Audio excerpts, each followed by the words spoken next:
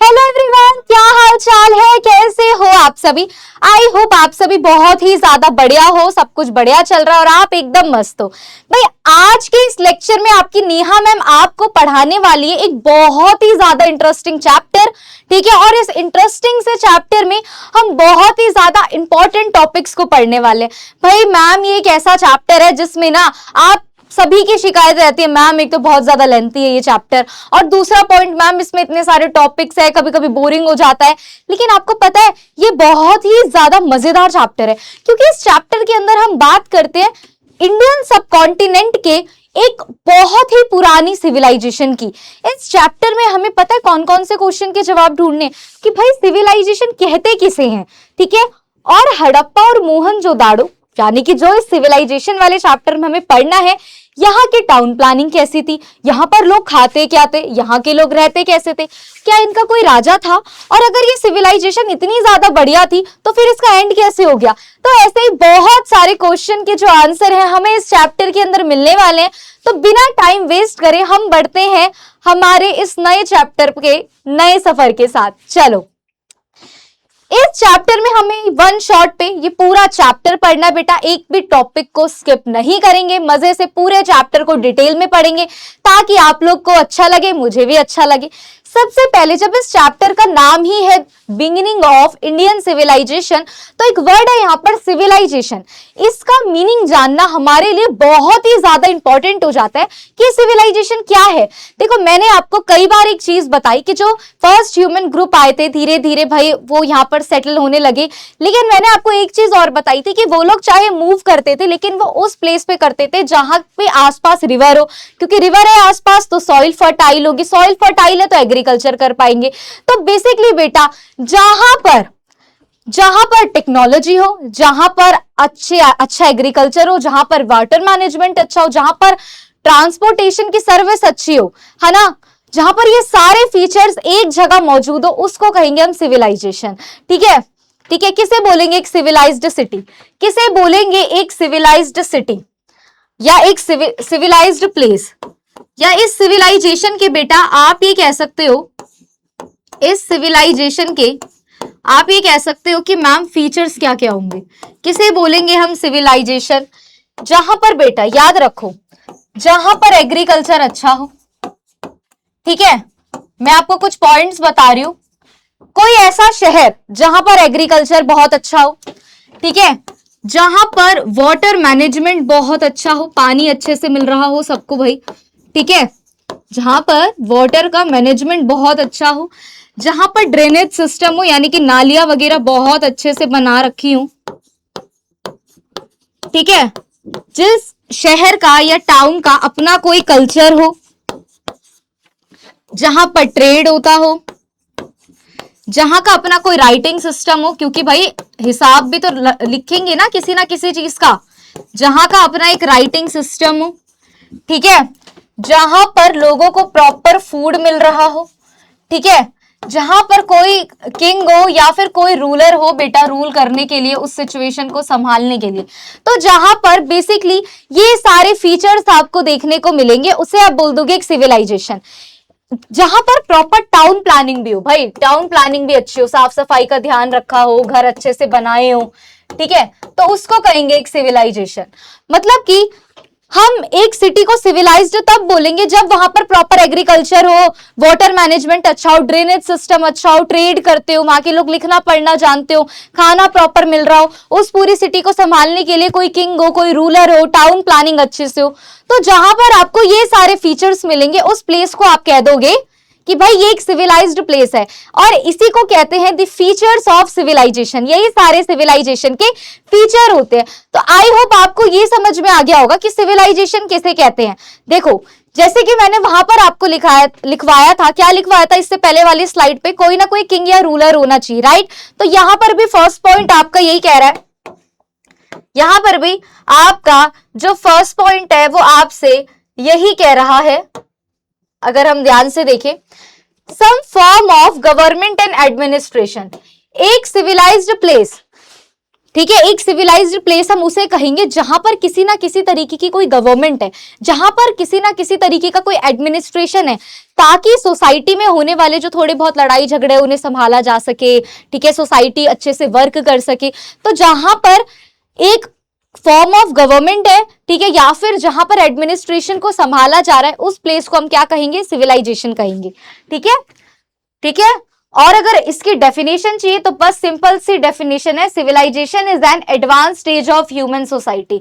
Civilisation क्या है, human society की एडवांस स्टेज है, जहां पर बेटा प्रॉपर एडमिनिस्ट्रेशन है, प्रॉपर गवर्नमेंट है, ठीक है, प्रॉपर अर्बेनिज्म है, यानी कि शहर बने हुए हैं, वहां पर वेराइटी ऑफ क्राफ्ट्स है, इसके अलावा वहां के लोग ट्रेड करते हैं, वहां के लोगों को राइटिंग यानी कि वो लिखना पढ़ना थोड़ा बहुत जानते हो ताकि वो रिकॉर्ड रख सके, टाइप ऑफ कम्युनिकेशन हो उनके बीच, जिनका अपना कोई कल्चर हो, ठीक है, जिनका एक प्रोडक्टिव एग्रीकल्चर हो, इसे कहते हैं हम एक प्रॉपर सिविलाइजेशन। इसे हम क्या कहते हैं, इसे हम कहते हैं बेटा एक प्रॉपर सिविलाइजेशन। तो आई गेस आपको सिविलाइजेशन क्या है समझ में आ गया होगा। सिविलाइजेशन का मीनिंग है N advance stage of human society, यानी कि ह्यूमन सोसाइटी की एक एडवांस स्टेज, एक ऐसी स्टेज जहां पर उनका बहुत सारा डेवलपमेंट हो रखा हो, जहां पर अच्छा एग्रीकल्चर हो, जहां के लोग ट्रेड करते हो, जहां पर वाटर मैनेजमेंट अच्छा हो, जहां पर फूड अच्छा हो, जहां पर कोई ना कोई रूलर हो, ठीक है, जहां पर कोई एडमिनिस्ट्रेशन हो, जहां का कोई कल्चर हो, जहां पर लोग क्राफ्ट करते हो यानी कि पॉटरी वगैरह करते हैं ना, हाथों से कुछ बनाते हैं, वीविंग करते हैं, तो जहां पर ये सारे फीचर्स आपको देखने को मिलोगे वो आप कह दोगे कि ये एक सिविलाइजेशन है। तो आई गेस आपको ये चीज क्लियर हो गई होगी। अब बेटा सबसे इंपॉर्टेंट बात कि जो ये सिविलाइजेशन है ना, वो वर्ल्ड में इतनी सारी कंट्रीज है, ऐसा तो है नहीं कि वर्ल्ड में एक दो कंट्रीज है, नहीं ना, तो वर्ल्ड में बहुत सारी कंट्रीज है, और हर एक कंट्री में बेटा यानी कि आप ये कह सकते हो कि वर्ल्ड में जो डिफरेंट पार्ट्स हैं, डिफरेंट डिफरेंट जगह है, हर एक कंट्री में जो सिविलाइजेशन है वो अलग अलग टाइम पर शुरू हुई है। ठीक है, जरूरी नहीं है कि एक ही टाइम पे पूरे वर्ल्ड में सिविलाइजेशन शुरू हो, नहीं, कहीं पे जल्दी हुई है, कहीं पे लेट हुई है। अगर मैं बात करूं मेसोपोटामिया सिविलाइजेशन की, जो आज के मॉडर्न इराक और सीरिया में है, ठीक है, मेसोपोटामिया जो सिविलाइजेशन है बेटा, अगर आज मॉडर्न डे पे बात करें मेसोपोटामिया की सिविलाइजेशन कहाँ थी, तो आज के टाइम में वो इराक और सीरिया के बीच में थी। ठीक है, यानी कि आज जो मेसोपोटामिया सिविलाइजेशन का पार्ट है वो इराक और सीरिया के अंदर आता है। तो ये जो मेसोपोटामिया सिविलाइजेशन थी वो आज से 6000 साल पहले शुरू हुई थी। देख रहे हो, आज से 6000 साल पहले शुरू हुई थी। ऐसी बेटा एक सिविलाइजेशन है एंशिएंट इजिप्ट, ये भी कुछ सालों बाद शुरू हुई इसके। तो सिंपल सी बात है, हर एक प्लेस पर बेटा आप ये कह सकते हो कि जो सिविलाइजेशन है वो अलग अलग टाइम पर शुरू हुई है। एक ही टाइम पर, ऐसा नहीं है कि वर्ल्ड के सेम टाइम पर सारी जगह पर सिविलाइजेशन एक ही टाइम पर शुरू हो गई हो, नहीं, ऐसा नहीं है। वर्ल्ड के अलग अलग पार्ट्स पर अलग अलग टाइम पर ये सारी सिविलाइजेशन शुरू हुई है। बहुत सारे ऐसे तरीके हैं आज जिन चीजों को हम फॉलो कर पा रहे हैं। ठीक है, आज हम प्रॉपर रोड्स बनाते हैं, स्ट्रीट लाइट्स लगाते हैं, ठीक है, हमारे पास अपनी गवर्नमेंट है। आपको पता है ये सब उन्हीं सिविलाइजेशन का कंट्रीब्यूशन है हमारी लाइफ में, क्योंकि जो आज हम प्रेजेंट स्टेज पर जो चीजें फील कर रहे हैं आज से कई साल पहले उस सिविलाइजेशन में आ चुकी थी। ठीक है, तो जो उनका कंट्रीब्यूशन है वो हमारे प्रेजेंट टाइम तक चल रहा है, ये चीज यहाँ पर बताई गई है। अब हमें इस चैप्टर में Mesopotamia civilisation, ancient Egypt civilisation नहीं पढ़नी, हमें तो इस चैप्टर में बहुत ही ज्यादा इंपॉर्टेंट सिविलाइजेशन पढ़नी है, जो है आपकी the Indus valley civilisation, the Harappan civilisation. ठीक है, तो आज के इस चैप्टर में हम बात करने वाले हैं इंडियन सबकॉन्टिनेंट की। अब यहाँ पर आता है एक वर्ड कि मैम इंडियन सबकॉन्टिनेंट क्या है। देखो बेटा, आज के अगर इंडिया के मैप को हम जानते हैं, ठीक है, तो यहां से कुछ ऐसा इस तरीके का होता है, ठीक है, और फिर ये इस तरीके से आपको पता है यू यू करके ऐसे नीचे जाता है, ये पूरा तो यहाँ पे नहीं है। ठीक है, तो ये वाला पार्ट अपना हम इंडिया का समझते हैं, लेकिन इंडियन सबकॉन्टिनेंट में ये सारा पार्ट आता है, इंडियन सबकॉन्टिनेंट में ये सारा पार्ट आता है, जो आज का अफगानिस्तान है, जो आज का पाकिस्तान है, जो बांग्लादेश है, ठीक है, वो सारा ही पार्ट किसका था, इंडियन सबकॉन्टिनेंट का। आज तो पाकिस्तान बन चुका है, एक नया देश, एक बांग्लादेश बन चुका है, तो इंडियन सब कॉन्टिनेंट के टुकड़े हो गए हैं। लेकिन उस समय पे ये सारे डिवीजन नहीं थे, तो इस पूरे प्रॉपर जगह को इंडियन सब कॉन्टिनेंट बोला जाता था। क्या बोला जाता था?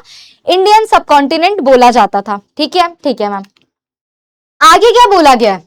यहां पर बोला गया है the vast plains of the Punjab divided between India and Pakistan and Sindh are watered by the Indus River and its tributaries। देखो क्या बोला गया है कि पंजाब के बड़े बड़े मैदान, बेटा एक पंजाब इंडिया में भी है और एक आपका पाकिस्तान में भी है, ठीक है। तो बोला गया है कि जो ये इस पंजाब के जो बड़े बड़े मैदान है वो किससे बनाए गए हैं, वो किस चीज से बने हैं? वो बने हैं बेटा इंडस रिवर और उसकी ट्राइब्यूटरीज से। ये प्लेन एरिया किससे बने? इंडस रिवर और उसके ट्राइब्यूटरीज से।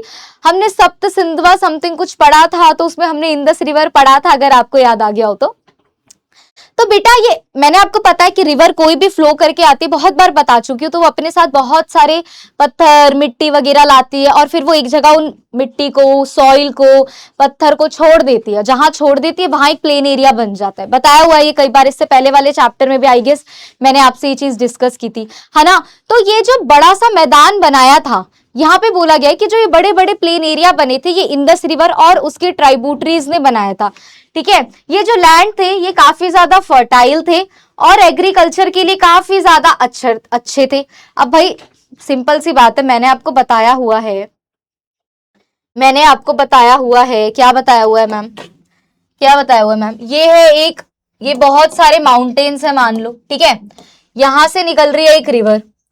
अब ये जब रिवर आ रही है, ये कहीं पे भी जा रही है मान लो, तो ये अकेले तो आएगी नहीं माउंटेन से निकल के, ये अपने साथ बहुत सारे सॉइल, सेडिमेंट, पत्थर वत्थर लाती है। अब मान लो ये आई और इसने इस तरफ गई और ये सारे सेडिमेंट्स यहाँ छोड़ दिए और यहां से ये आगे बढ़ गई, तो ये यहां पर बनेगा बेटा एक फर्टाइल प्लेन।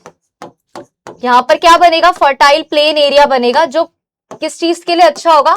जो एग्रीकल्चर के लिए अच्छा होगा। ठीक है, ऐसी बहुत सारी ड्राइंग्स मैंने क्लासेस में आपको बनवाई है, तो आई होप आपको ये चीज याद आ गई हो। ठीक है, तो ये जो बड़े बड़े प्लेन एरिया थे ये इंडस रिवर और उसकी 5 ट्राइब्यूटरीज ने बनाए थे, ये चीज हमें समझ में आ गई। यहाँ पर हिमालय से एक छोटी सी नदी और निकलती थी जिसे सरस्वती नदी कहा गया, और ये बेटा हरियाणा, पंजाब और राजस्थान और गुजरात के कुछ पार्ट से होकर गुजरती थी। ठीक है, अब इसके बारे में आगे डिटेल में पढ़ेंगे कि क्या थी ये सरस्वती रिवर। पहले हम किसको देख लेते हैं? पहले हम देख लेते हैं अपनी इंडस रिवर को। देखो ये है इंडस, इंडस है। अब इसकी 5 ट्राइब्यूटरीज हमें पढ़नी है। ये आ गई झेलम, ये आ गई चेनाब, ये आ गई रावी, ये आ गई व्यास और ये सतलज, और ये सारी किसमें मिल जाती है? सारी रिवर आके एक साथ आके ये 1 2 3 4 और ये 5, ये 5 रिवर आके कहा मिल जाती है? इधर पॉइंट पे मिलके इंडस रिवर में मिल जाती है। कौन सी 5 रिवर्स है? इंडस रिवर और उसकी 5 ट्राइब्यूटरीज। तो कौन कौन सी ट्राइब्यूटरी है, कौन इसमें आके मिलती है? सतलज, व्यास, रावी, चेनाब, ठीक है, और झेलम। ये 5 रिवर है जो इसकी आके हेल्प करती है और सारी आके इसमें मिल जाती है। तो इन 5 रिवर से 5 ट्राइब्यूटरीज और इंडस से मिलके बने थे ये प्लेन एरिया। ठीक है, ये प्लेन एरिया इस 5 ट्राइब्यूटरीज से मिलकर बने थे। ठीक है मैम, बढ़िया बात समझा दी। अब इस एरिया में अब आगे क्या होता है बेटा? ये प्लेन एरिया जो बनते हैं, यहाँ पे गांव थे। अब धीरे धीरे 3500 BCE के राउंड ऑफ क्या हुआ? यहाँ पर जो गांव थे वो किसमें कन्वर्ट होने लग गए बेटा? ये गांव कन्वर्ट होने लग गए टाउन्स में। ठीक है, यहाँ पर ट्रेड बढ़ने लग गया, लोग आपस में एक्सचेंजेस करने लग गए और फिर ये टाउन सिटीज में कन्वर्ट हो गए। और ये जो पूरा ट्रांसिशन यानी कि जो ये पूरा चेंज हुआ ये 2600 BCE के राउंड ऑफ हुआ। ठीक है, 2600 BCE के राउंड ऑफ हुआ और यहीं से शुरू हो गई आपकी द इंडस वैली सिविलाइजेशन, क्योंकि ये इंडस नदी के प्लेन, इंडस नदी जो अपने साथ फर्टाइल सेडिमेंट्स लाई थी उससे ये प्लेन एरिया बना, इसीलिए इसे द इंडस वैली सिविलाइजेशन भी कहा गया। इसीलिए इसे हड़प्पन सिविलाइजेशन क्यों कहा गया ये मैं आपको अभी आगे बताऊंगी। ठीक है, तो ये चीज हमने यहाँ पर देखी। अब आप ये देखो जो मैं आपको बताना चाहती हूँ, यहाँ पे हुआ 4000 बीसीई के राउंड ऑफ मेसोपोटामिया सिविलाइजेशन की शुरुआत, ये हुआ इजिप्ट की शुरुआत, और ये देखो यहाँ पे हुई आपकी इंदस सरस्वती सिविलाइजेशन की शुरुआत।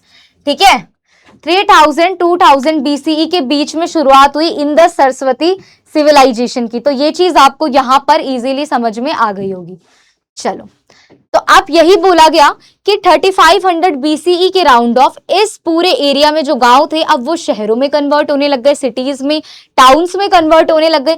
जब यहाँ पर धीरे धीरे ट्रेड बढ़ा, यानी कि व्यापार बढ़ा, लोगों ने चीजों को एक दूसरे के साथ एक्सचेंज करना शुरू किया, तो ये टाउन धीरे धीरे किस में कन्वर्ट होने लग गए, सिटीज में कन्वर्ट होने लग गए। और ये पूरा जो ट्रांसिशन, यानी कि जो ये पूरा चेंज हो रहा था बेटा, ये हो रहा था 2600 बीसीई के राउंड ऑफ। डन है। चलो, आर्कियोलॉजिस्ट ने इस सिविलाइजेशन को बहुत सारे नाम दिए। किसी ने इसे इंदस बोला, किसी ने हड़प्पन, किसी ने इंदस सरस्वती, और किसी ने सिंधु सरस्वती सिविलाइजेशन भी बोला। तो ये इस सिविलाइजेशन के बहुत सारे नाम हैं। अगर कोई आपसे पूछे what are the other names of Indus valley civilisation, तो आप लिख सकते हो Indus civilisation, Harappan civilisation, Indus Saraswati civilisation और सिंधु सरस्वती सिविलाइजेशन। तो ये सारे ही नाम बिल्कुल करेक्ट होंगे। अब यहां पर जो दो शहर सबसे पहले, यानी कि इस सिविलाइजेशन में जो फर्स्ट 2 सिटीज थी जो एक्सक्वेटेड हुई, जो सबसे पहले आर्कियोलॉजिस्ट को मिली, पहली थी हड़प्पा और दूसरी थी मोहनजोदाड़ो। दोनों ही आज के टाइम पर पाकिस्तान में है। ठीक है, तो सबसे पहले यहां पर जो पहली सिटी मिली थी वो थी हड़प्पा इस सिविलाइजेशन की, और दूसरी सिटी थी बेटा मोहनजोदाड़ो। यहाँ पे रहने वाले लोगों को हड़प्पन बोला गया। ठीक है, यानी कि हड़प्पा में रहने वाले लोगों को क्या बोला गया, हड़प्पन। इनहेबिटेंट का मतलब साफ होता है उस जगह रहने वाले लोग, तो हड़प्पा शहर में रहने वाले लोगों को बेटा बोला गया हड़प्पन्स। ठीक है, क्या बोला गया, हड़प्पन बोला गया। और ये बोला गया कि ये भी वर्ल्ड की one of the oldest civilisation है। जितनी भी पुरानी सिविलाइजेशन है उनमें से एक है आपकी दी हड़प्पन सिविलाइजेशन। और इसे इंडिया की बेटा, अगर इंडिया की बात करें तो इसको इंडिया की फर्स्ट अर्बनाइजेशन कहा जाता है। यानी कि Indus valley civilisation, Saraswati Sindhu civilisation, Harappan civilisation, इसे बोला जाता है कि ये फर्स्ट अर्बनाइजेशन ऑफ इंडिया है। इसे टाइटल मिला है फर्स्ट अर्बनाइजेशन ऑफ इंडिया का। अब मैम बहुत हो गया, हमें तो ये कुछ समझ ही नहीं आ रहा है, ऐसा ही लग रहा होगा तुम लोगों को। अभी तक हमने बात करी है बेटा, मैं थोड़े थोड़े पॉइंट पर आपको रिवाइज करवाती जाऊंगी। अभी तक हमने बात करी है कि सिविलाइजेशन क्या होती है। ठीक है, क्या होती है भाई, advance stage of human society, जहां पर अच्छा एग्रीकल्चर हो, अच्छा वाटर हो, अच्छा ड्रेनेज सिस्टम हो, टाउन प्लानिंग अच्छी हो, सैनिटेशन अच्छा हो, कोई गवर्नमेंट हो, कोई राइटिंग सिस्टम हो, जहां ट्रेड होता हो, जहां पे कोई क्राफ्ट है, जहां पर कोई कल्चर है, तो उसको बोलते हैं सिविलाइजेशन। फिर हमने बात करी कि वर्ल्ड के अलग अलग पार्ट्स में जो सिविलाइजेशंस हैं वो अलग अलग टाइम पर शुरू हुई है। अगर बात करें हम इंडियन सबकॉन्टिनेंट की सिविलाइजेशन की, तो हमने पढ़ा इंदस वैली सिविलाइजेशन। इसे इंदस वैली सिविलाइजेशन इसलिए बोला गया बेटा क्योंकि ये इंदस रिवर और उसकी जो ट्राइब्यूटरीज है, जो उसमें मिलने वाली नदियां हैं, उनसे बना है, उनसे ये पूरा प्लेन एरिया बना था, इसीलिए इसे बोला गया इंदस वैली सिविलाइजेशन। इस सिविलाइजेशन में ये इंडिया की सबसे पुरानी सिविलाइजेशन है और इसे फर्स्ट अर्बनाइजेशन ऑफ इंडिया भी बोला गया है। ठीक है, यहाँ पर जो पहले 2 शहर मिले उसमें से पहला है हड़प्पा, दूसरा है मोहनजोदाड़ो। हड़प्पा सबसे पहले मिला, इसीलिए इसे हड़प्पन सिविलाइजेशन भी कहा जाता है और हड़प्पा में रहने वाले लोगों को हड़प्पन कहा जाता है। तो आई गेस यहाँ तक आपको सब क्लियर हो गया होगा। अब यहाँ पर एक और रिवर बहती थी, जो कि मैंने आपको बताया था कि हिमालय से एक रिवर निकलती थी, सरस्वती। ठीक है, ये गुजरात, हरियाणा और राजस्थान के कुछ पार्ट से निकलती थी। ठीक है, तो ये भी एक ओल्डेस्ट रिवर थी। ठीक है, मोहनजोदाड़ो और हड़प्पा में हमें ये रिवर बहती हुई देखने को मिलती थी। ठीक है, अगर आज की बात करें, इस सरस्वती रिवर को आज इंडिया में बेटा घाघर रिवर के नाम से जाना जाता है और हाकरा रिवर के नाम से पाकिस्तान में इसे जाना जाता है। ये रिवर सीजनल है, यानी कि सिर्फ रेनी सीजन में इस पे पानी भरता है तो ये रिवर बहती है। जब बारिश गई इस रिवर का पानी सूख जाता है तो ये गायब हो जाती है, फिर ये नहीं दिखती। सबसे पहले सरस्वती रिवर को मेंशन कहाँ किया गया है, ऋग्वेद में मेंशन किया गया है। ठीक है, तो ये चीज यहाँ पर आपको मैंने बस इतना बताया है। सरस्वती रिवर आज इंडिया में है मैम, है किस नाम से है, घाघरा नाम से है। मैम पाकिस्तान में भी है, हाँ है किस नाम से, हाकरा नाम से। ठीक है, तो लेकिन ये रिवर बेटा सीजनल होती है, यानी कि जब बारिश आती है तो इस नदी में पानी भरता है, वरना सूख जाता है। मैंने आपको ये चीज बताई दी है कि सरस्वती रिवर को सबसे पहले बेटा ऋग्वेद में मेंशन किया गया था। ठीक है, इस सरस्वती रिवर की पूजा बेटा गॉडेस के रूप में भी होती है और रिवर के रूप में भी होती है। ठीक है, बाद में ये बोला गया कि ये रिवर जो थी वो सूख गई और एकदम से गायब हो गई। तो अभी तक हमने जो पढ़ा वो उस बारे में पढ़ा, बिल्कुल आउटर पढ़ा है इस चैप्टर का, बिल्कुल आउटर लेयर पढ़ी है। ठीक है, क्या आउटर लेयर पढ़ी है कि भाई सिविलाइजेशन क्या होती है, इंडस रिवर से क्या बना है, सरस्वती रिवर से क्या बना है, बस बेसिकली ये छोटे छोटे चीजें पढ़ी है। अब जो हमें मेन चीज पढ़नी है वो पढ़नी है बेटा टाउन प्लानिंग। क्या पढ़नी है? Town planning. यहां से आपको थोड़ा फोकस करना है, क्योंकि इस वाले जो पार्ट अब शुरू हो रहा है, इस पार्ट से बेटा सबसे ज्यादा क्वेश्चन जो है हमें एग्जाम में देखने को मिलते हैं। तो बेटा मैंने पहले ही आपको बता दिया, हड़प्पा और मोहनजोदाड़ो ये फर्स्ट 2 सिटीज थी, ठीक है, जो इस सिविलाइजेशन में ढूंढी गई। आज के टाइम पर कहां है? ये पाकिस्तान का पार्ट है आज के टाइम पे। कब ढूंढा गया हड़प्पा और मोहनजोदाड़ो को? बेटा 1924 में ढूंढा गया था। बहुत सारी जो साइट्स हैं वो इंडस प्लेन में मिली हैं। ठीक है, इंडस प्लेन एरिया में बहुत सारी साइट्स मिली है, इसीलिए इस सिविलाइजेशन को इंडस वैली सिविलाइजेशन भी कहा गया। ये मैं आपको बता चुकी थी। ठीक है, ये मैंने आपको पहले ही बता दिया था कि इंडस प्लेन है ना, यानी कि इंडस रिवर जो अपने साथ सेडिमेंट लाई, उससे जो प्लेन एरिया बना, उसी प्लेन एरिया पर बेटा बहुत सारी साइट्स मिली, बहुत सारे शहर मिले, तो इसीलिए इसे इंडस वैली सिविलाइजेशन भी कहा गया। हड़प्पा और मोहनजोदाड़ो को कब ढूंढा गया? बेटा 1924 में ढूंढा गया, और यही दो वो पहले शहर थे जो यहाँ पर हमें मिले हैं। अब आगे अगर बढ़े तो बहुत सारी और भी मेजर साइट्स हैं, जैसे कि बेटा धोलावीरा है गुजरात की, राखीगढ़ी है हरियाणा, गनवेरी वाला है आपका पाकिस्तान का चोलिस्तान डेजर्ट। ठीक है, ऐसी बहुत सारी साइट्स मिली है और आज भी ये साइट्स ढूंढी जाती हैं। हो सकता है कल परसों या 1 महीने बाद या 1 हफ्ते बाद आपको सुनने में आ जाए कि भाई हड़प्पा की एक और साइट मिल गई है। ठीक है, तो आज भी ये खोज जारी है, आज भी डिस्कवरीज हो रही है। हो सकता है कि आने वाले टाइम पर हमें एक और साइट देखने को मिल जाए। ऐसी और भी बहुत सारी साइट्स हैं, जैसे कि हरियाणा की फरमाना कालीबंगन इन राजस्थान, बिराना और बनावली, ये दोनों भी हरियाणा में है। आओ कुछ लिखते हैं, आओ कुछ लिखे। क्या लिखे मैम? देखो,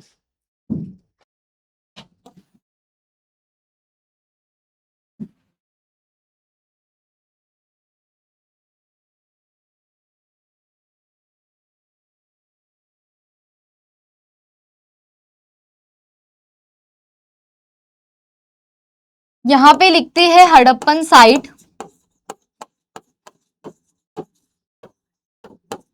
ठीक है, और यहां पर लिखते हैं कि प्रेजेंट टाइम में वो कहां पर है। ठीक है, बहुत ही इजी है।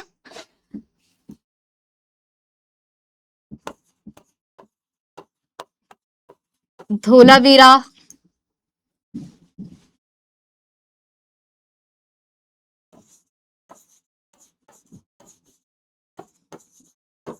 राखीगढ़ी, बनावली,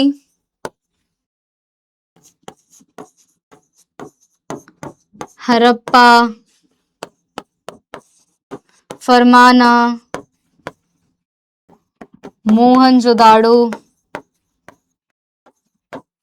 ठीक है, अब आपको क्या करना है, आपके लिए होमवर्क है कि ये सारी जो जगह है, धोलावीरा, राखीगढ़ी, बनावली, हड़प्पा, फरमाना, मोहनजोदाड़ो, ये प्रेजेंट टाइम में कहाँ है वो आपको यहाँ पर लिखना है। ये आपका होमवर्क है, ये मैं आपको इसलिए दे रही हूँ। ठीक है, ये मैं आपको इसलिए दे रही हूँ ताकि आपको ये याद रहे। अगर रिवाइज करवाना हो तो जैसे कि मैं करवा दूं कि धोलावीरा आपका गुजरात में है, बनावली हरियाणा है, फरमाना भी हरियाणा है, हड़प्पा और मोहनजोदाड़ो पाकिस्तान में है। ठीक है, यहाँ पर अगर मैं गनवेरी वाला लिखती तो गनवेरी वाला पाकिस्तान के चोलिस्तान डेजर्ट में है। ठीक है, तो आपका ये होमवर्क है कि आपको ये सारी हड़प्पन साइट जो है आज ये प्रेजेंट टाइम पर कहाँ पे है वो लिखना है। ठीक है, इससे मुझे पता चलेगा कि आप लोगों के दिमाग में कितना बैठा है। आगे बढ़ते हैं। The larger Harappan city were build according to precise plan. भाई हड़प्पन सिटीज को एक पूरे प्लान के साथ बनाया गया था। यहाँ पर वाइड स्ट्रीट्स होती थी, शहरों में चारों तरफ से फोर्टिफिकेशन था, यानी कि किलाबंदी की गई थी ताकि कोई भी दुश्मन अटैक ना कर पाए। दो दो पार्ट्स में ये पूरा टाउन डिवाइड था, अपर टाउन, लोअर टाउन। आओ इसे जरा बनाकर समझते हैं, क्योंकि ऐसे आपको समझ में नहीं आएगा। मान लो ये है हड़प्पा का टाउन, ठीक है, ये क्या है, ये है हड़प्पा का टाउन। क्या बनाया ये मैम ने, ये बनाया है हड़प्पा का पूरा टाउन, ये पूरा हड़प्पा का एक टाउन है, ठीक है। उसके बाद क्या बोला कि यहां पे चारों ओर हो रखी थी फोर्टिफिकेशन, ठीक है, तो फोर्टिफिकेशन कर देते हैं भैया। क्या बोला गया है कि यहां पर चारों तरफ इस टाउन को फोर्टिफाई कर रखा था, यानी कि फोर्टिफिकेशन की हुई थी।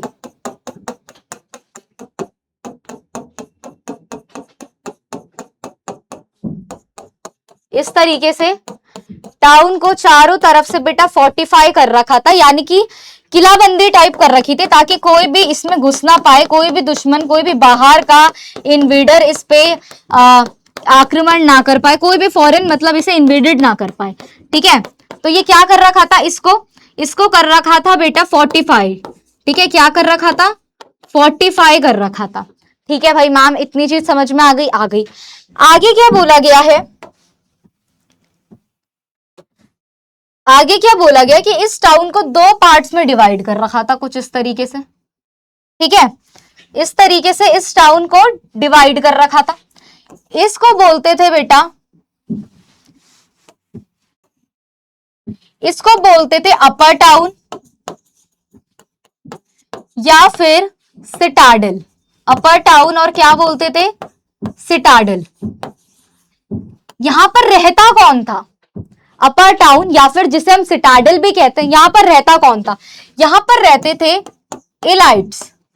इलाइट्स मतलब रिच पीपल, यानी कि अमीर लोग रहते थे, ठीक है। कौन रहते थे, अमीर लोग रहते थे, ठीक है, इतनी बात भी समझ आ गई।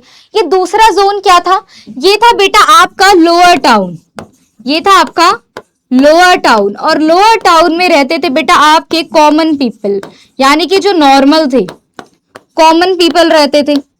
अब यहां पर और भी ज्यादा मेन चीजें थी, क्या, यहां पर बेटा वाइड स्ट्रीट थी, चाहे लोअर टाउन हो चाहे अपर टाउन हो, यहां पर क्या बना रखी थी, चौड़ी चौड़ी सड़कें, वाइड स्ट्रीट, ठीक है, यानी कि चौड़ी सड़कें बना रखी थी। यहां पे भी लिख देती हूं,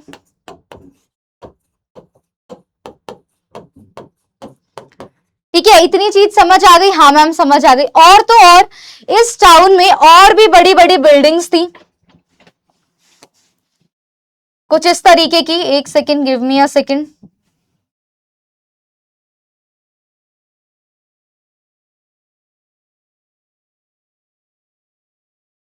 इस टाउन में और भी बड़ी बड़ी बिल्डिंग्स थी, आप ये कह सकते हो, ठीक है। यहां पे भी बना देती हूँ एक,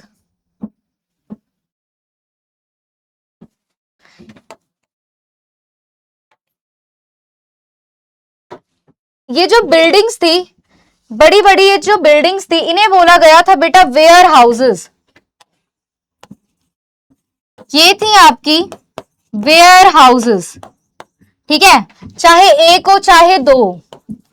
ये वेयर हाउसेस कौन से एरिया होते थे, ये वेयर हाउसेस बेटा वो एरिया होते थे जहां पर मान लो इन्होंने बहुत सारा अनाज उगाया है, मान लो इन्होंने बहुत सारा क्या किया है, अनाज उगाया है, बहुत सारा एग्रीकल्चर हो गया। अब ये इन वेयर हाउसेस में क्या करते थे, मान लो 50 किलो यूज में हो रहा है और 20 किलो बच रहा है, तो उस 20 किलो को इस वेयर हाउस में रख देते थे, ठीक है, यहाँ, और जब जरूरत होती थी तो इसे निकाल लेते थे। तो ये एक तरीके का स्टोर रूम होता था, क्या होता था, एक तरीके का स्टोर रूम होता था। अब यहां पर एक और चीज थी बहुत ही ज्यादा अच्छी, यहां पर एक और चीज बहुत ही ज्यादा अच्छी थी, जैसे कि मान लो ये एक गली है, ये एक गली है, चाहे अपर टाउन हो चाहे लोअर टाउन हो, यहां पर भी एक गली बना देते हैं भाई, कहां बनाए, ये बना देते हैं, ये रही एक गली, ठीक है।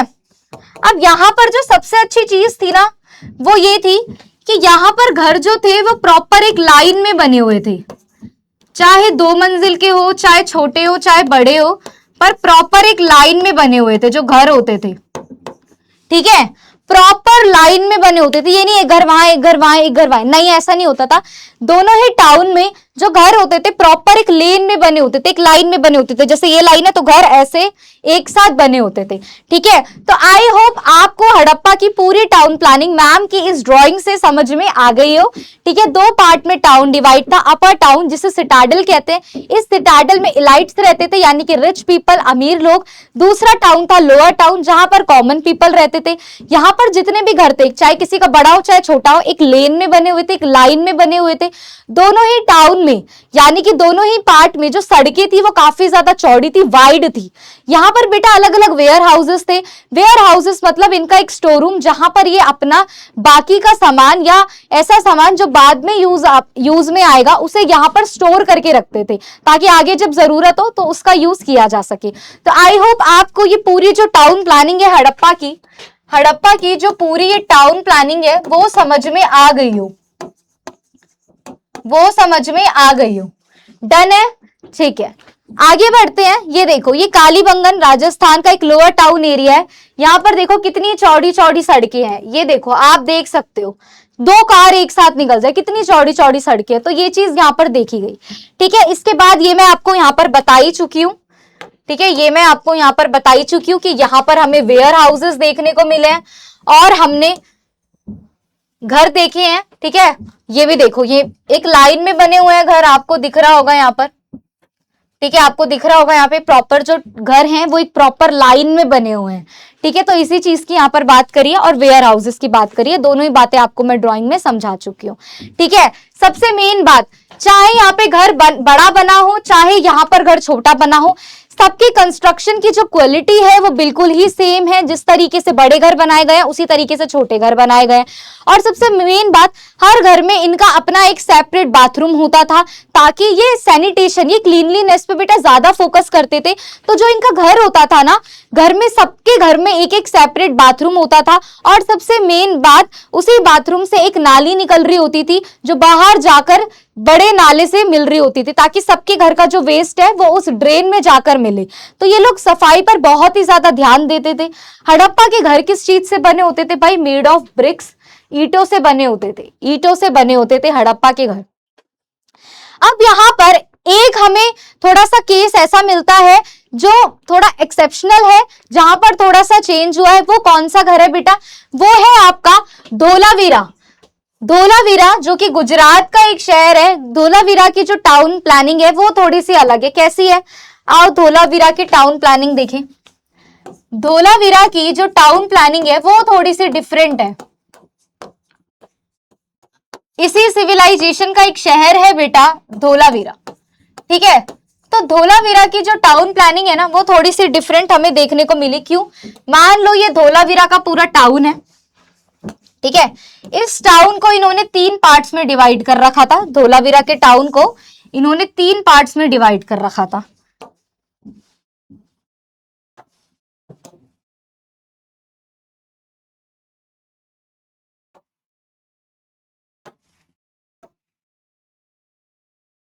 देखो, सबसे पहले होता था आपका, अरे 3 जोन में डिवाइड था। अपर टाउन, मिडल टाउन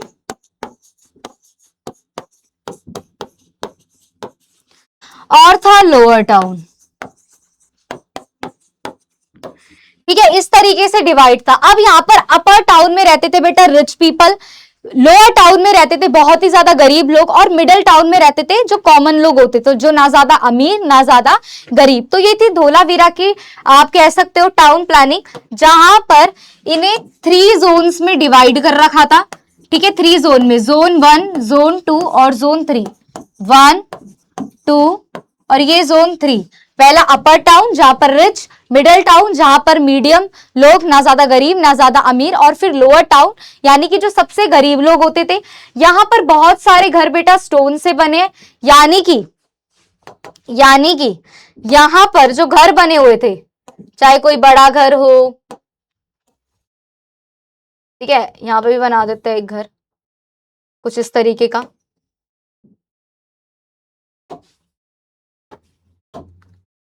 ठीक है। तो जो ये घर बने हुए थे यहाँ पर, बहुत सारे घर किससे बने हुए थे बेटा? ये जो घर बने हुए थे ये स्टोन से बने हुए थे। वहां पर ब्रिक्स से बने थे, यहाँ पर स्टोन से बने हुए थे। तो अब तुम्हें कंफ्यूजन हो रही होगी कि क्या ये हड़प्पन सिविलाइजेशन का पार्ट नहीं था? ये पार्ट था, बिल्कुल पार्ट है। धोलावीरा एक क्या है? एक शहर है इसी सिविलाइजेशन का। ठीक है, बस यहाँ पे फर्क ये है कि यहाँ पर जो घर हैं वो स्टोन्स के बने थे, यानी कि पत्थर के बने थे, और ये शहर 3 पार्ट में डिवाइड था, अपर टाउन, मिडिल टाउन और लोअर टाउन। तो आई होप आपको हड़प्पा की टाउन प्लानिंग और धोलावीरा की टाउन प्लानिंग का जो डिफरेंस है वो समझ में आ गया होगा। और एक चीज और बोली गई है, जो यहाँ की गलियां थी वो कुछ इस तरीके की थी। ठीक है, यानी कि चौराहा बनाती थी। ठीक है, यहाँ पे भी मान लो एक घर है, यहाँ पे भी एक घर है, यहाँ पे भी एक घर है, यहाँ पे भी एक घर है। तो ये गलियां आपस में इस तरीके से जोड़ती थी। ठीक है, परपेंडिकुलर स्ट्रीट्स थी यहाँ की। आई होप आपको ये चीज यहाँ पर समझ में आ गई होगी। अब यहाँ पे सबसे इंपॉर्टेंट टॉपिक आ रहा है आपका great bath. The most important topic great bath. कहां पे था ये फेमस ग्रेट बाथ? बेटा मोहनजोदाड़ो में था। ये एक ऐसा ग्रेट बाथ है जिसपे ना डिबेट चलता है कि ग्रेट बाथ जो मोहनजोदाड़ो में, इतना बड़ा ग्रेट बाथ, ज्यादा बड़ा भी नहीं है, स्मॉल है, टैंक की तरह है, लेकिन ये क्यों मिला? क्या ये उन लोगों के लिए स्विमिंग पूल था? ठीक है, और ये बना भी बहुत अच्छे तरीके से, क्योंकि वाटर प्रूफिंग था। ये जो टैंक था, जो ये ग्रेट बाथ बनाया गया था बेटा, ये वाटर प्रूफिंग था, ताकि किसी भी तरीके का वाटर लीकेज इस ग्रेट बाथ से ना हो। ठीक है, तो जो ये मोहनजोदाड़ो का ग्रेट बाथ है वो काफी ज्यादा अच्छा था, बड़ा था। ठीक है, आपको यकीन नहीं होगा कि जो ये ग्रेट बाथ है, मतलब इस तरीके से आपको ये दिख रहा है, ये देखो, ये ग्रेट बाथ है, मान लो ये ग्रेट बाथ है, ये इसे बोला गया, मान लो ये टैंक है, इसमें पानी भरा रहता था। इसके चारों ओर आप ये देख रहे हो कितने छोटे छोटे कमरे बनाए गए हैं। तो बोला गया कि इस ग्रेट बाथ के चारों तरफ आप देखो, ये पूरा एरिया देखो इस तरीके से, यहाँ पे चारों तरफ छोटे छोटे कमरे बनाए गए थे। लोग कहते थे हो सकता है लोग टैंक में नहाकर, इस ग्रेट बाथ में नहाकर उन बाथरूम में कपड़े चेंज करते हो या कपड़े धोते हो। इसके बाद यहाँ पर बीच में कुआं भी था, और आपको पता है यहाँ पर एक नाली भी बनाई गई थी, कॉर्नर में एक नाली थी, और उस नाली से ये टैंक को टाइम टू टाइम क्या करते थे, सारा पानी टैंक का खाली करते थे, और इस टैंक में बेटा फ्रेश वाटर को रिफिल करते थे। तो आप यहाँ से देख सकते हो कि कितने ज्यादा, मतलब आप ये देखो कि साफ सफाई का ध्यान रखते थे, साफ सफाई पे फोकस रखते थे कि भाई टैंक के चारों तरफ कमरे हैं, यहाँ पर बीच में कुआं भी है।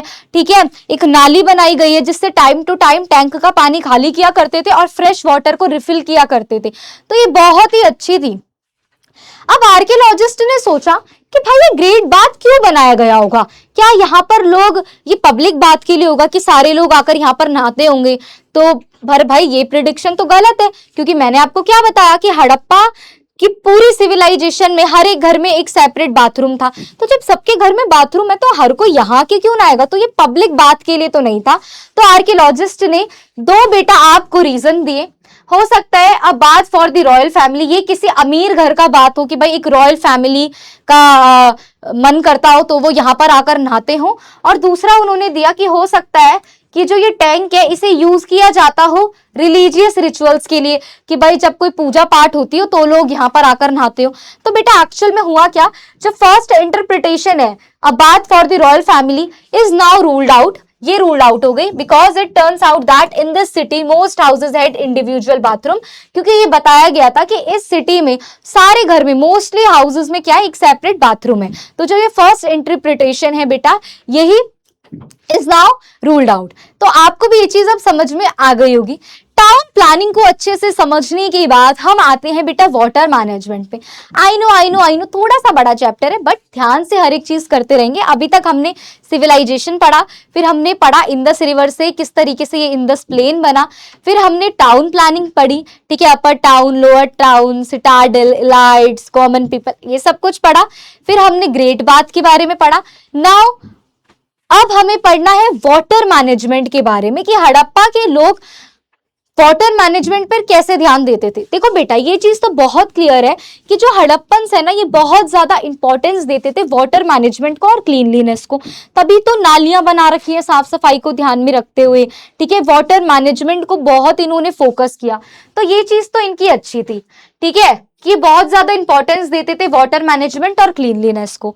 आगे यही हमें एक बात पता चलती है कि इन लोगों ने सेपरेट एरियाज बना रखे थे अपने घर में बाथिंग के लिए, यानी कि नहाने के लिए इन लोगों ने अपने घर में सेपरेट बाथरूम्स बनाए हुए थे जहां ये नहाते थे। ठीक है, इसके अलावा इन्होंने अपने घर से बेटा बहुत सारी ड्रेन्स निकाली हुई थी जो गलियों से निकल के जाती थी, सारा वेस्ट वाटर जाता था और एक बड़ा सा ड्रेन बना रखा था, यानी कि एक बड़ा सा नाला था, सारा वो पानी जो है जितना भी वो वेस्ट वाटर है उस ड्रेन में जाकर मिल जाता था। आप ये देखो, मान लो ये घर है, मान लो कोई, ये कोई घर है, मान लो ये घर है, यहाँ से ये छोटी छोटी नालियां हैं, अब इन नालियों से होता हुआ जो ये पानी है आगे मान लो कोई बड़ा सा नाला है, यहां जाकर मिल जाता था। ठीक है, तो इस तरीके से इन्होंने ड्रेन्स का एक लार्ज नेटवर्क फैला रखा था, यानी कि नालियों का एक बहुत बड़ा नेटवर्क फैला रखा था और सारा वेस्ट वाटर उन ड्रेन से होते हुए एक बड़े से ड्रेन में जाकर मिल जाता था, जिससे साफ सफाई पूरी ध्यान में रहती थी। ठीक है, पता चला है कि मोहनजोदाड़ो में तो हंड्रेड्स ऑफ वेल थे, यानी कि मोहनजोदाड़ो में लोगों ने बेटा 100 से भी ज्यादा कुएं बना रखे थे, ईंटों से ही बने थे ये कुएं, लेकिन मोहनजोदाड़ो में 100 से ज्यादा कुएं थे जहां पर ये वाटर को स्टोर करके रखते थे। ठीक है, इसके अलावा इन्होंने बहुत सारे ह्यूमन मेड रिजर्वर भी बना रखा था। क्या होता है ये रिजर्वर? रिजर्वर मतलब क्या होता है बेटा? Artificial lake. की मान लो जमीन पे इतना बड़ा गड्ढा कर दिया, ठीक है, और यहां पर पानी को, वाटर को स्टोर करते थे। ठीक है, वाटर को स्टोर करके रखते थे ताकि जब जरूरत हो तो यहां से पानी को यूज किया जा सके। तो ये आर्टिफिशियल होता था। ठीक है, खुद बनाते थे ये लोग। इसके बाद अगर हम बात करें धोलावीरा में, हमें पता चला है कि सबसे बड़ा रिजर्वर इन्होंने कहां बना रखा था? धोलावीरा में बना रखा था। ठीक है, धोलावीरा में बना रखा था, जो 73 मीटर्स का था लेंथ में, जिसकी लेंथ 73 मीटर थी। रिजर्वर क्या है बता दिया, एक आर्टिफिशियल प्लेस है बेटा जो ये लोग खुद बनाते थे और जहां पर पानी को क्या किया जाता था? स्टोर किया जाता था। ठीक है, तो ये एक बात की हमने इनके वाटर मैनेजमेंट की। ऐसे ही धोलावीरा में बड़ा तो मिला है, लेकिन इसके साथ 6 लार्ज रिजर्वर और मिले हैं जो कि स्टोन और रॉक से मिलकर बनाए गए थे, जहां पर वाटर को स्टोर किया जाता था। ठीक है, यहीं से पूरा एग्रीकल्चर में भी वाटर हार्वेस्टिंग की जाती थी। चलो, तो ये सारी चीजें हमने पढ़ ली, किस तरीके से इन्होंने वाटर मैनेजमेंट पे ध्यान दिया। भाई इन्होंने कुएं बनाए, इन्होंने बहुत सारी आर्टिफिशियल लेक बनाई ताकि वाटर को स्टोर किया जा सके। ठीक है, इनके अपने घर में नहाने के लिए बाथरूम थे और ये ड्रेन इन्होंने निकाली हुई थी ताकि सारा जो वेस्ट वाटर है वो नालियों से बाहर निकल जाए। तो ये सारी चीजें पढ़ने के बाद कि ये क्लीनलीनेस पे ध्यान देते थे, वाटर को सेव करने पे ध्यान देते थे। अब हम बात करते हैं कि what did the Harappan Harappan के लोग खाते क्या थे यार? ऐसा तो नहीं है ना कि साफ सफाई और घर बनाने में पूरा ध्यान देते हो, इन सारी चीजों के लिए एनर्जी चाहिए और एनर्जी आती है कुछ खाने पीने से। तो ये लोग खाते क्या थे?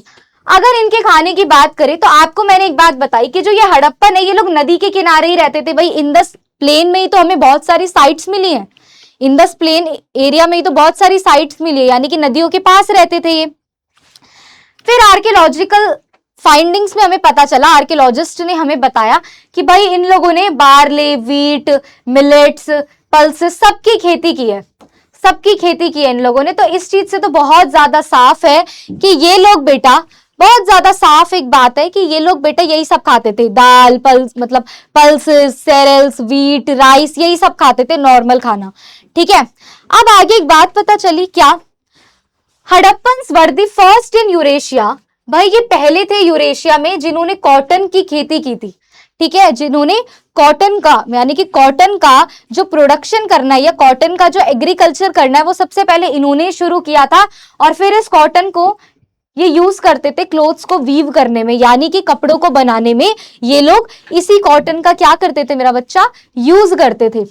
आगे यहाँ पर बोला गया है इन्होंने बहुत सारे बेटा फार्मिंग टूल्स बनाए, जैसा कि आपको ये पिक्चर में दिख रहा है। ठीक है, ये दिख रहा है ना, ये पिक्चर में ये इन्होंने, इनका ये फार्मिंग टूल है जिससे ये क्या करते थे बेटा? एग्रीकल्चर को मैनेज करते थे। एग्रीकल्चर को यानी कि खेती को करने में इन सारे टूल्स का ये क्या करते थे? इस्तेमाल करते थे। आगे अगर हम बात करें तो हमें ये पता चलता है कि जो ये हड़प्पन है बेटा, इन्होंने डोमेस्टिकेशन भी किया है। डोमेस्टिकेशन मतलब क्या होता है बेटा? जानवरों को पालना। ये लोग जानवरों को पालते थे और हो सकता है इन्होंने बहुत सारे जो एनिमल्स हैं उनमें से कुछ एनिमल्स का मीट भी खाया हो, यानी कि उनको मार के पका के मीट उनका खाया हो, उसे कंज्यूम किया हो, क्योंकि आर्कियोलॉजिस्ट ने हमें बताया है कि उन्हें बहुत सारे एनिमल्स की हड्डियां मिली है, फिश के बोन्स मिले, तो उससे ये समझ में आया है कि भाई हो सकता है कि ये लोग मीट वगैरह खाते हो, ठीक है, या तो मीट वगैरह खाते हैं या फिर क्या करते हैं बेटा, डोमेस्टिकेशन करते थे, जानवरों को पालते थे, तो ये हो सकता है ये सब भी खाते हो। इसके अलावा बहुत सारी पॉटरी भी मिली है, इस तरीके के बहुत सारे पोर्ट्स मिले हैं कि भाई जब खुदाई की तो ये बहुत सारे पोर्ट्स मिले, और इन सारे पोर्ट्स को देखकर क्या कहा गया, ये इन सारे मिट्टी के बर्तन को देख के कहा गया कि हो सकता है ये इन पॉट्स में कोई सामान रखते हो, कुछ संभाल के रखते हो, है ना, हो सकता है भाई कुछ संभाल के रखते हो, जैसे कि आर्कियोलॉजिस्ट ने बोला हो सकता है ये इसमें जिंजर रखते हो, दही रख लेते हो, बनाना रखते हो, ठीक है, टर्मरिक हल्दी वगैरह रख लेते हो, या कोई डेयरी प्रोडक्ट दूध दही इसमें स्टोर करके रखते हो। तो उन लोगों ने इस तरीके के रीजन दिए कि हो सकता है कि ये लोग इस तरीके से इन मटकियों में ये सारी चीजें संभाल के रखते हो, भाई हो भी सकता है रखते हो, क्या पता। आगे बोला गया ए ब्रिस्क ट्रेड, भाई इतनी बड़ी सिविलाइजेशन, इतना बड़ा इनका जो टाउन प्लानिंग, इतनी बड़ी सिविलाइजेशन, इतनी पुरानी, इतनी अच्छी चल रही थी, तो क्या ये लोग ट्रेड भी करते होंगे? भाई कोई भी सिविलाइजेशन ट्रेड के बिना तो बिल्कुल अधूरी है ना बेटा। तो बहुत ही ज्यादा बढ़िया है अब ब्रिस्क ट्रेड वाला टॉपिक।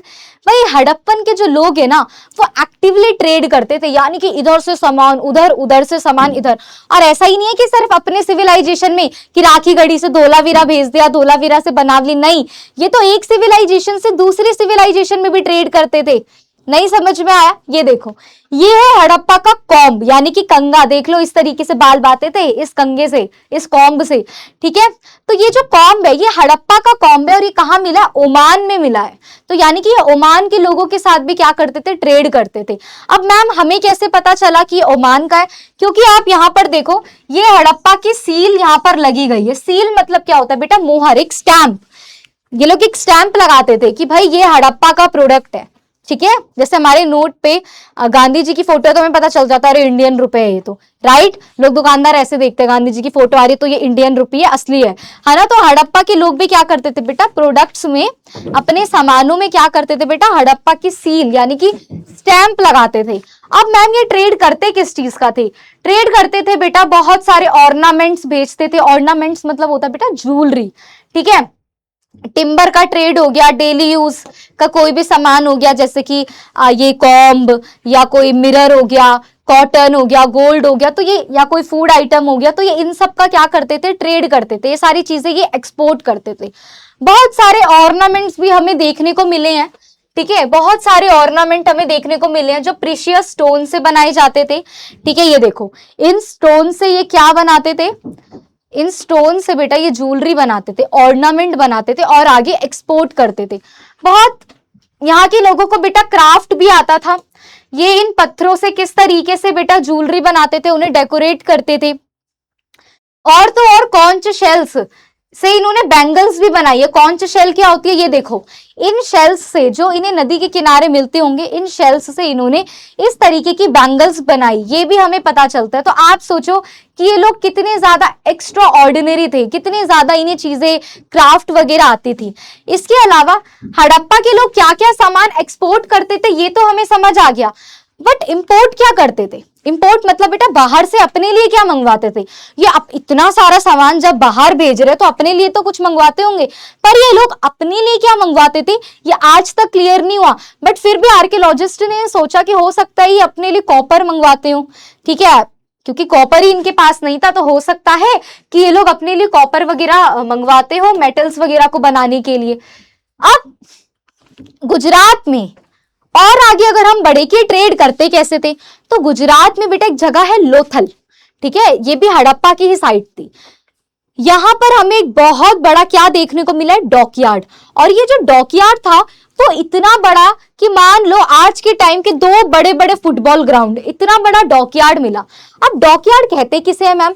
डॉकयार्ड कहते बेटा एक ऐसा एरिया जहां पर नाव वगैरह आके खड़ी होती है, दिखाती हूँ, ठीक है। ये देखो, ऐसा एरिया कि नदी के किनारे एक बड़ा सा डॉकयार्ड हो जहां पर नाव वगैरह आके खड़ी होती हो। ये क्या करते थे? समुद्र के अकॉर्डिंगली, यानी कि सॉरी, ये क्या करते थे? सी के थ्रू ट्रेड करते थे, यानी कि सारा सामान जो है वो इन समुद्र के रास्ते, इन सी के रास्ते क्या होता था बेटा? जाता था। तो ये ट्रांसपोर्टेशन इन डॉकयार्ड के हेल्प से करते थे। इन्होंने डॉकयार्ड बनाए हुए थे, ये शिप्स के थ्रू, बोट्स के थ्रू क्या करते थे, सामान को सेंड करते थे, सामान को एक्सपोर्ट करते थे, बेचते थे। तो ये होता है बेटा डॉकयार्ड, जो कि मैंने आपको पिक्चर में दिखाया।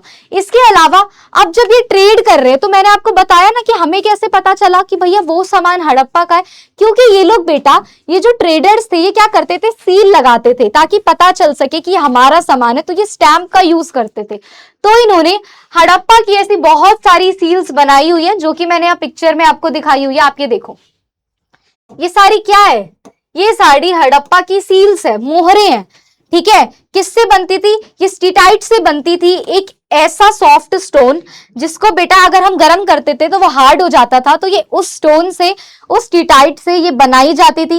देखो, एक में यूनिकॉर्न बना हुआ है, एक में बुल बनी हुई है, एक में हॉर्न, वन हॉर्न टाइगर बना हुआ है। तो ये सील्स थी, ये स्टैम्प थी, जिससे हमें पता चलता था कि ये सामान हड़प्पा का है। ठीक है, अब ये सारी चीजें देखने के बाद हम आते हैं चैप्टर के एंड टॉपिक पे कि जब ये सिविलाइजेशन इतनी अच्छी थी, इतनी बढ़िया थी, तो ये खत्म कैसे हो गई, एक के बाद एक ये सारी सिटीज गायब कैसे होने लग गई। ये जो सिंधु सरस्वती सिविलाइजेशन थी, जब इसने इतनी सारी अचीवमेंट ली, तो एक एक करके इसके जो ये शहर थे बेटा, वो गायब क्यों होने लगे, ऐसा क्या हो गया कि ये सिटीज, ये शहर गायब ही होने लग गए। बेटा बहुत सारे लोगों ने इसके अलग अलग रीजंस दिए हैं। किसी ने बोला कि हो सकता है कि यहाँ पे जो रहने वाले लोग हो वो इस लाइफस्टाइल से तंग आ गए हो, उन्हें लगा हो कि हमारी गांव वाली लाइफस्टाइल ही अच्छी थी, रूरल लाइफस्टाइल अच्छी थी, तो वो वापस से उन्होंने इन शहरों को खत्म करके अपने गांव बना लिए। या ये हो सकता है कि यहाँ पर बेटा कोई क्लाइमेटिक चेंज आ गया हो, इन्वायरमेंट का कोई चेंज आ गया हो, बाढ़ आ गई हो जिसने इन सारे शहर को खत्म कर दिया। हो सकता है कि सारी नदियां सूख गई हो जिससे ये सारे शहर गायब हो गए। तो सबके क्या है, बहुत ही ज्यादा अलग अलग रीजंस थे। कोई भी इसका मेन रीजन नहीं बता पा रहा था। कोई कह रहा था कि हो सकता है भाई किसी ने हमला कर दिया हो, कोई कहता था कि हो सकता है बाढ़ आ गई हो। तो आर्कियोलॉजिस्ट को भी बहुत सारे फैक्टर्स मिले, उन्हें भी बहुत सारी चीजें पता चली कि भाई कोई पहले ये सोचा कि हो सकता है भाई बाहर से कोई आया हो, उन्होंने इन पे अटैक किया और इस सिविलाइजेशन के सारे लोगों को मार दिया। बट इसको भी सही नहीं मान सकते, इस वॉरफेयर और इन्वेंशन को सही नहीं मान सकते। क्यों सही नहीं मान सकते, क्योंकि बेटा यहां पर कोई एविडेंस मिला ही नहीं ना। यहाँ पर तो कोई एविडेंस, कोई ऐसा सबूत ही नहीं मिला कि इन लोगों ने कभी किसी युद्ध में पार्टिसिपेट किया हो, इनकी कोई आर्मी हो, किसी तरीके का कोई हमला हुआ हो। तो जब इन लोगों ने इस चीज को फेस ही नहीं किया तो कैसे कह दे कि भाई किसी ने बाहर से आके हमला कर दिया, कोई प्रूव ही नहीं है इस बात का। तो फिर आर्कियोलॉजिस्ट ने दो फैक्टर निकाले और उन्होंने कहा कि अब इन दो फैक्टर को आप मान लो। पहला फैक्टर था कि हो सकता है कि कोई क्लाइमेटिक चेंज आ गया हो। ठीक है, हो सकता है कि बारिश होनी बंद हो गई हो सकता है कि ड्रॉथ यानी कि सूखा आ गया हो, जिससे क्या हुआ कि एग्रीकल्चर नहीं हो पाया, खाना इन लोगों को मिल नहीं पाया, सारे शहर सूख गए और इसीलिए एक एक करके अपने आप ये शहर सूख गए और खत्म हो गए। और दूसरा उन्होंने बोला कि दूसरा भी इन्वायरमेंट से रिलेटेड था कि भाई सरस्वती नदी ड्राई अप हो गई, सूख गई, जिसकी वजह से सबके सब शहर जो थे एकदम गायब होने लग गए। तो बेसिकली यहाँ पर क्लाइमेट को और इन्वायरमेंट को, दोनों को ही मेन फैक्टर माना गया इस शहर के खत्म होने पे, कि हो सकता है या तो ये क्लाइमेटिक चेंज हुआ या कोई इन्वायरमेंट डिग्रेड हुआ और इस तरीके से जो ये पूरे शहर है वो खत्म हो गए। तो इस तरीके से इंडिया की सबसे पुरानी ओल्डेस्ट सिविलाइजेशन जो थी बेटा वो खत्म हो गई। अब ये चैप्टर यहाँ खत्म हो गया, बट मैं आपको कुछ पिक्चर्स दिखाना चाहती हूँ। आओ देखो, ये देखो, ये सारे आर्कियोलॉजिस्ट को ऑब्जेक्ट मिले हैं जो हड़प्पन यूज करते थे। ऑब्जेक्ट ऑफ डेली यूज यानी कि रोज की जिंदगी में यूज करने वाले। ये उनका एक ब्रॉन्ज का मिरर मिला है यानी कि शीशा। ये एक टेराकोटा पॉट मिला है यानी कि मटका, जिसमें अपना वो सामान रखते होंगे, पानी रखते होंगे, जो भी चीजें रखते हो। कहाँ से मिली है ये दोनों चीजें? हमें बेटा धोलावीरा गुजरात से मिली है।